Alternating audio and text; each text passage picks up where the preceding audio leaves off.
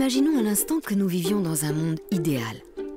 Dans ce monde, on trouverait un peu partout de petits producteurs qui cultiveraient par exemple du sucre ou du cacao aux endroits les plus adaptés. Ils vendraient ensuite leurs produits à un négociant qui leur en offrirait le meilleur prix. L'honnête négociant vendrait à son tour ses produits à l'un des nombreux transformateurs occidentaux.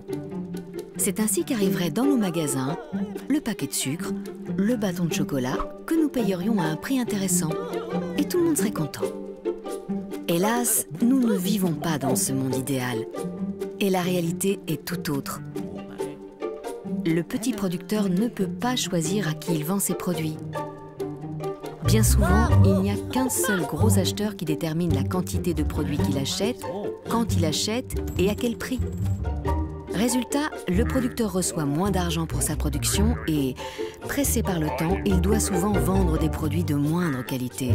Tandis que le gros acheteur réalise de plus gros gains, vu qu'en plus, il décide combien le transformateur paiera et donc aussi combien nous paierons. Et ce n'est hélas pas tout.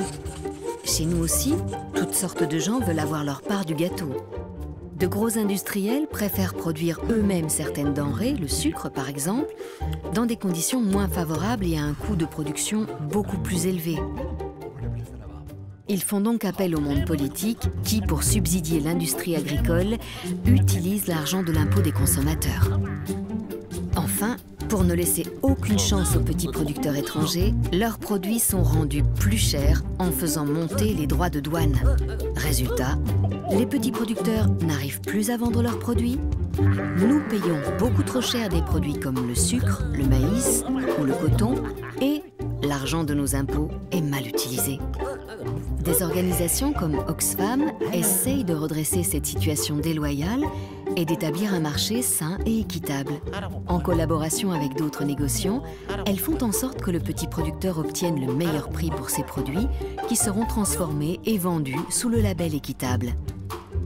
Vous pouvez vous aussi acheter ces produits équitables à un prix correct dans des magasins qui vous proposent cette alternative, comme les magasins du monde Oxfam.